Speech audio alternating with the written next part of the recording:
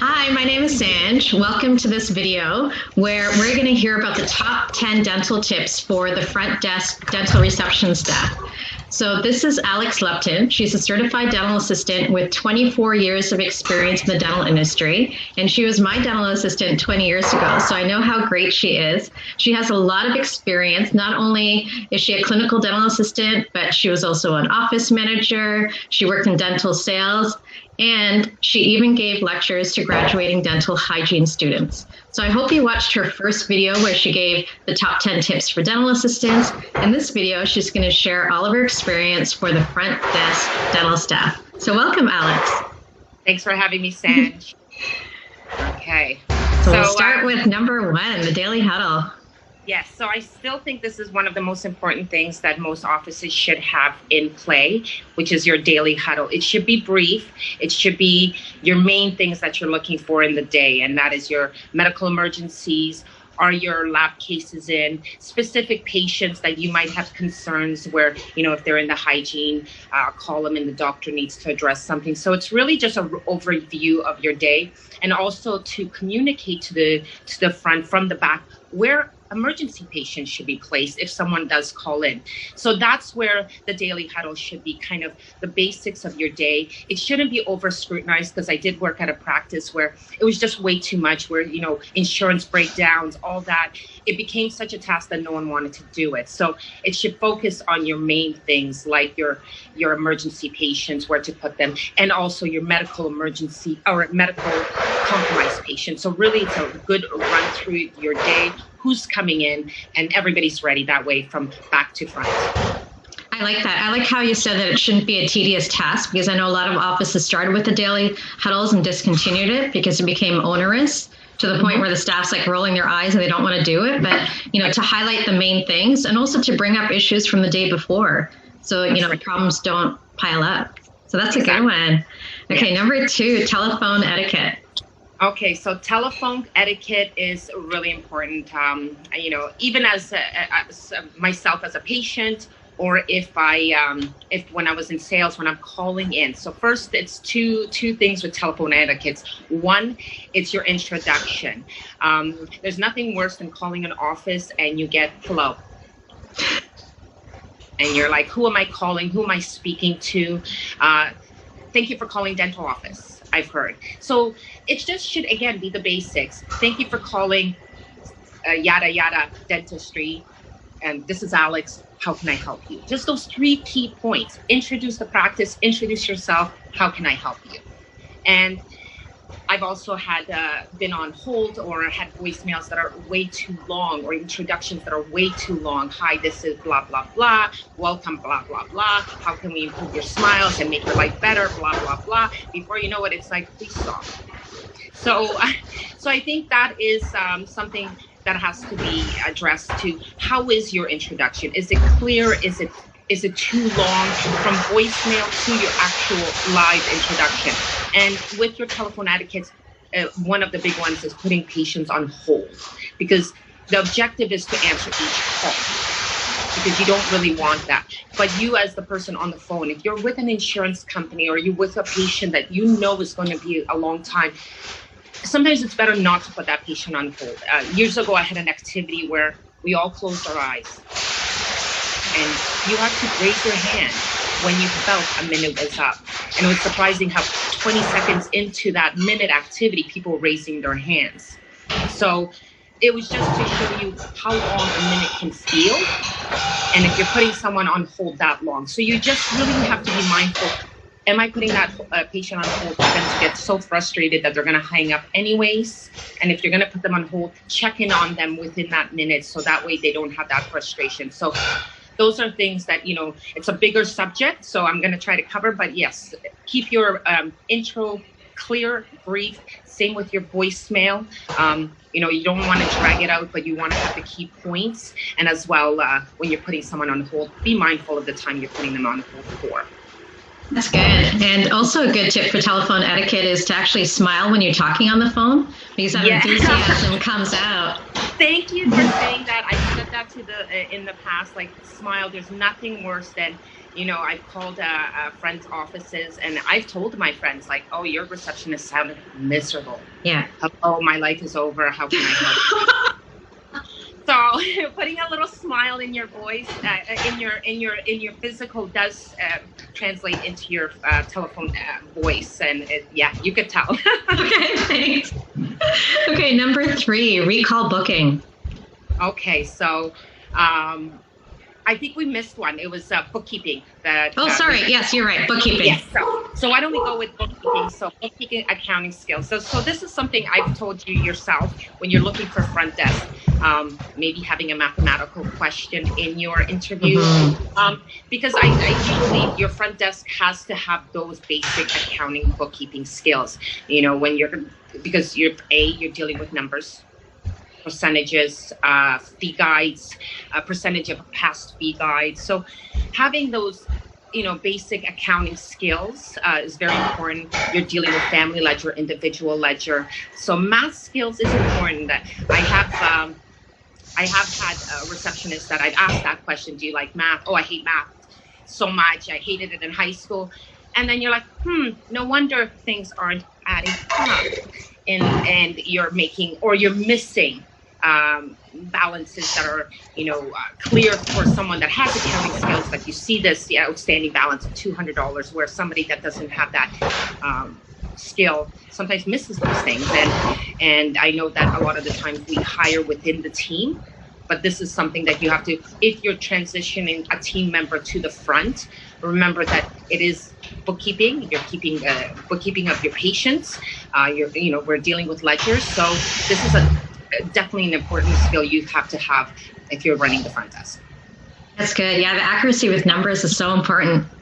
I like that. Asking a math question during the interview. It's such an easy thing to do, to figure out if the person can handle the task. Yes. So now we'll go into number 4, recall booking. Okay, so recall booking has always been the, first of all, we all know in business that hygiene is the bread and butter of a practice. It's the most measurable part of your business. You could see retention with it. So there's a lot of factors of recall management that is very important. But I have also seen this overly done to the point where patients aren't committing. We're just booking a schedule. And I find that it's still important to have that committed time with your recall booking. It's always important. But you shouldn't limit yourself to your recall booking. If you have a patient that is that very organized, they come in every, Thursday at 4:00, book all 4 of their next appointments if you need to. There is no limit to that. You can control that. But if you have that patient that tends to flop on you and you're like, let's tentatively book you, you know what's going to happen. Your books are going to look great 6 months from now or 4 months from now. But when you're confirming 2 weeks in advance, those are the people that are going to fall out of your schedule. And now you're, again, going back at the task. So have your recall very controlled. If they're not committing to the time, don't book them. You're not gonna lose them in the system. I've heard that from the front. I want to keep them at least in the system. We all have programs. It doesn't matter if you're like from a high tech to a minimal. They all have that recall because it is the basics of dental management. And so you're not gonna lose those patients. And that's where, or create a list somewhere else, but don't put them in your schedule if on a tentative. I like that. Don't be so stuck on make sure that every patient has an appointment for the next time, because if they're non-committal, you're going to have a patient who doesn't show up. Right. And sometimes is when you're working on your recall, if you're trying to fill and you don't have those availabilities, but there's going to be 50% or 25% of those that are falling apart. Sometimes you wish you didn't have that. I wish I had that availability of the true. Yes, that's right. Exactly. Good point. Okay, and that brings us to number 5, our short notice list. Yes. I've heard this over the years many times. Oh, we'll put you on a short notice list, and then there's no list. Or it's a lot of memory. And again, it's a memory from one individual, not as a team. This is not an effective way because if that one team member doesn't show up for work, all those short notice patients that were in that person's mind are gone. So, I've worked on very limited programs that are very basic. And even with a program like that, you have to-do list tabs where you could create a short notice list. And this is where you have to be very also mindful, because we're dealing with recall interval dates. So if you're going to be moving people around, you really need to look at, am I going to jeopardize that I'm bringing them a day early before their bite wings are due? Because again, like, you're trying to help the patient, but you're also trying to help the doctor get the full diagnostic appointment for them too. So, you have to be very mindful. Create that short notice list. Have specific. Mrs. Smith likes Tuesday after 4. Yes. That list. So that way, if Sally calls in sick and Monica comes in, that list is there and it's more organized. I feel that the short notice list is sometimes a myth in an office that doesn't really exist. Create a list, have it consistent. And I believe, don't have it on paper or digital. Your computer can create any kind of note you want. Utilize the program you have to create some kind of list for yourself. Yeah, and I really like how you said, be specific with the list. When you said, this patient's available at this day and this time, even just say things like, this person lives across the street. So if someone cancels and you have 15 minutes, you think, well, this person can make it in that time. Right, exactly. So specifics, and I find that it really works very efficiently that way. That's good. And now that brings us to number 6. Insurance is like a credit card. It has its limits. I love that saying. Yeah, because we sometimes put way too much emphasis from the patients, from the staff, sometimes even the doctor, on the insurance as being this golden ticket to everything that patient needs, and it's not. First of all, as dental professionals, whatever position you are in the office, you didn't create that plan, you didn't sign for that plan, and you didn't agree to that plan. So that is something that is out of our hands. And those limits are presented by that patient and their employer. And we try to help the patient out by working within those limits, but we have to be mindful that it has its limit. So this is where effective communication, it's your plan. We're the third party to your plan, because sometimes the patient feels that we know more than we do, that their plan is golden, that everything should be covered. Sometimes they don't understand. So it's just really effective communication with them and making them understand. And I've had patients do things that aren't covered because now they understand. Like, so I need to come in every 3 months, not 4 months. Your plan has 9 units of scaling, but ideally we need 12 to really, work to really have your optimal health and your perio in check. It is to come in every 3. Well, isn't that covered? And I've had that conversation. You're missing 3 units of scaling. How much is that? And I tell them the price, and it's like, okay. And then they go ahead because they understand. But the minute we're like, it's not covered, we should bring you in every 4 months or compromise. Yes. What message are we sending to the patient? That your insurance is more important than what is the recommendation. And I think, once a patient can always choose not to do something. That is their choice. But I think it's not our choice to eliminate sometimes what we're presenting because of that limitation in the plan. Yes. So, and that's why it has limits. I've said something I always say to patients, and I still say it, what your plan covers and your mouth needs will never align. Yeah, I like that. So they have, and once patients understand the limits, but because we're Canadians and we have healthcare that, I've had that OHIP card placed on the desk before where you're like, So, and I think that's why Americans have a little bit better, because they're always supplementing, adding to their, where we're kind of like, but we have healthcare, and where a dental is not, it is private. So, it's really having that conversation with, let's investigate together with your plan. Really a partnership, not an onus. Yes. I think that's the big difference. Yeah, I like that. Patient's good with that. And I like how you present the treatment plan as this is what you need for optimal oral health. You're lucky you have insurance to help you. Exactly. And you are going to, and you are responsible for what's not covered, and I will help you, to find out, what's covered and what's not. Yeah. And unfortunately, sometimes I've had to say the legal words, like, when they're asking for things like waiving, and it's like, it's insurance. We're the third party. It's true. So we don't want your favorite doctor to get in trouble. Yes, yeah, it's true. Like, no, so sorry. But it's just more educating the patient. Lab and pre-D tracking. How can we do that? Okay, so lab tracking, I think should start in the back. It's when the cases go out. Have some kind of log where you're listing the patients, what lab, if you're using multiple labs, what lab it went to, what doctor, if you have multiple associates in your practice, does this case belong to? A couple pieces of information, and when it's expected. So again, if you're doing your daily huddle, you would see that log. Then when the front desk receives it, they can easily say it's here, and I like to put it right in the appointment, cases here. That way the assistant can say, wow, the cases are here. She could easily find the case, finish her logging. So there has to be some kind of systems. I find offices that just float with this, there's always a little bit of chaos. And unfortunately, I've worked in those offices, and I had to help them with creating some kind of tracking. Same with pre-D. We send out pre-Ds all the time. And if you don't have some kind of log, I like, when I used to do front desk, there was the binder system.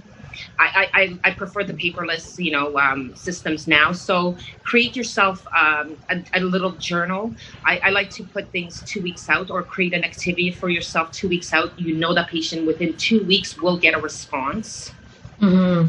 Tip for this one, answer all those questions for your crowns at the time of pre-D.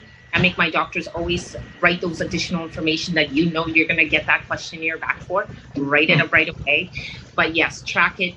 Put within 2 weeks so that you need to follow up with the patient. But when you're sending it, tell that patient that form will come to them. They might get it in paper. They might get it online. Tell them that you may or may not receive a copy. But just blindly sending it out and telling the patient that, don't worry, once we get a response, we'll call you, is shooting yourself in the foot. You're not going to get that response. You're going to be chasing that patient. And sometimes if that patient is not mindful to look for it, they're waiting for you. Yeah. No, it's good advice, because the worst situations are things like when the patient's in for an insert and then you're running around looking for the case. Yes. Or the patient's in to get their crown prepped. You've booked, a couple of hours, and then they sit down and say, well, does my insurance cover this? Oh, no one knows, and they walk away. Yes, or you're dealing with potential, bill. Yeah, it's true. With the patient, because again, if we put too much onus on us that we're looking after it, then you're looking after that bill. Yes. So, remind that it's yours, you're going to get it, and it's clear. And they need to, it's their team. They need to watch it. So they need to be proactive, and these are ways to get them proactive. Yeah, that's good. And number 9, collections and avoiding delays. Okay, so first of all, if you are an assignment office and you do not have credit cards on file, do you need more pajama pants? It's really bad business, because again, if you've done your communication with the patient that we're a third party, this is your insurance plan, and you're responsible. There's a couple of things that I like to remind doctors when they sign that top. I'm looking at that claim form, when they sign that claim form, it clearly states, I am responsible for whatever is not covered. So that patient is legally saying, I understand the billing. I understand that whatever's not covered, I'm responsible for. So this is communication again at the beginning. This is not an after. So have your credit card on file. Collect the copayment at the time of. Communicate to your patient, accumulated small balances. Do you want us to collect that $5 difference now? Do you want it to accumulate? Because again, this is your books, and how much I collect that $5. Because as a family, sometimes I've seen where, that $20 copayment was nothing, but when you multiply by 6 people, now financial struggle with that patient. So collect it at the time of visit.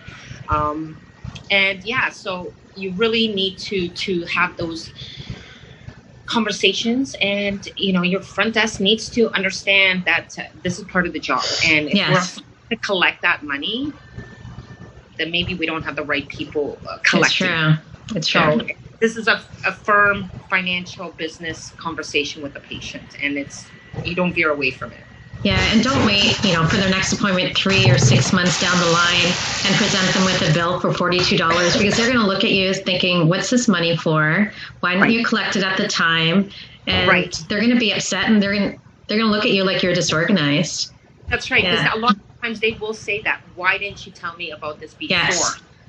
Yes. And just, and if you have that conversation when they leave at the time of, you don't have that. Yeah. You don't have that surprise.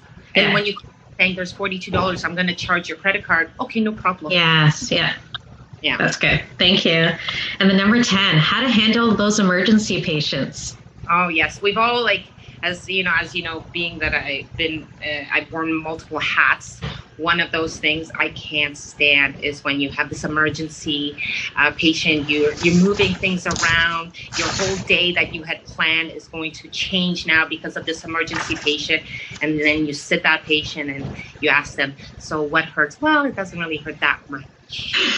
And that is my biggest pet peeve. So it is very important that, screening emergency patients, and again, going back to the first point, Huddle, where do we put them? But screening emergency patients, if it's rough on the tongue, that's not an emergency.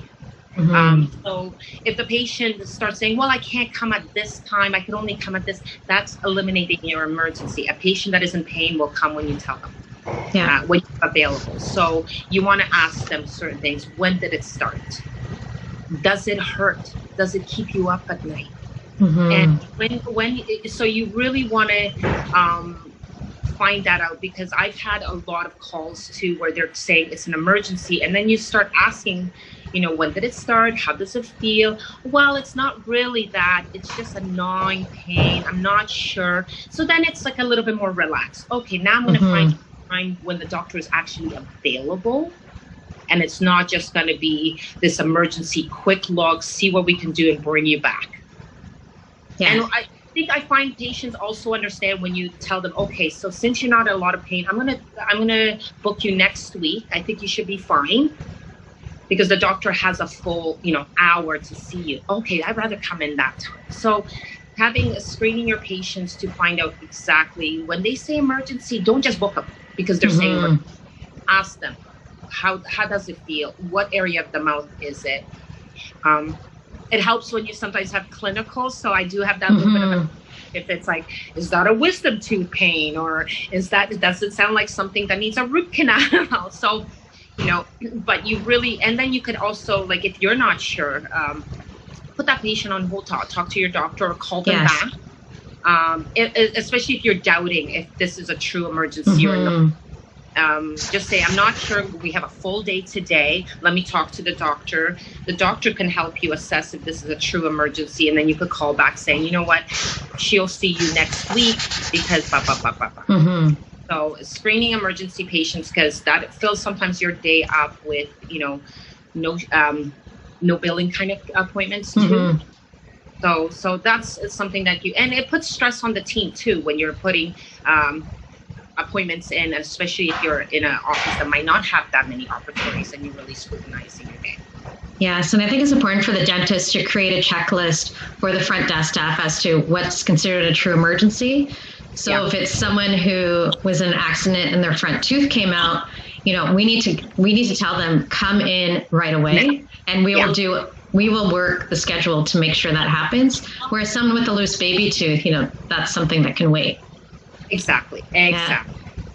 So these are great tips, Aleks. I'm sure you can go on and on. Oh my goodness. I have to look at myself. I'm like, there's endless. And I bet there's a bunch of auxiliary staff out there that are going to listen to this going, what about this? And what about that? So there's tons, just like on the clinical, it was just things that I thought at this point are relevant. But yes, obviously there's more to all of it. It's, we can have this topic go on forever. And Aleks has a fantastic way that you can contact her. She's on Instagram at @thatdentistrydarling. So if you'd like to find out more, you can send her a DM. So thanks a lot for your time, Aleks. Thank you so much, Sam. Always good seeing you. Good to see you too. Bye. Bye.